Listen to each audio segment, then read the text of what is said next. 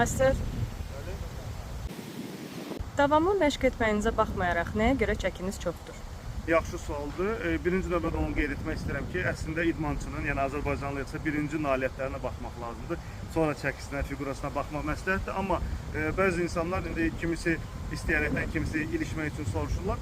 Qeyd edeyim ki, mən müxtəlif çəkilərdə olmuşam idman karyeram boyunca və bu 25 il ərzində 80 kiloda da olmuşam, 100 kiloda da olmuşam, hal-hazırda 112-113 kiloyam və bunu deməkdən çəkinmirəm.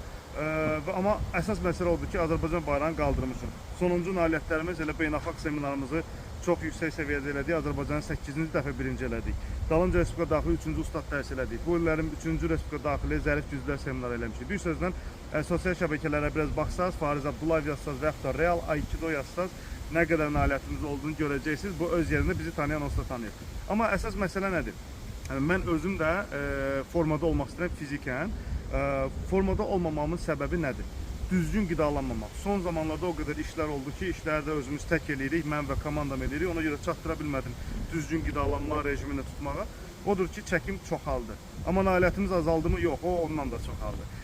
Amma mənim arzum odur ki, bəli, istədiyim çəkiyə düşüm. Hədəfim 80 kilodur, 85-80 kilodur. Daha formada, daha sürətli, daha güclü, daha dözümlü olmaq əlbəttə ki, mənim də idmançı kimi arzumdur və bunu tezliklə inşallah həyata keçirdəcəm.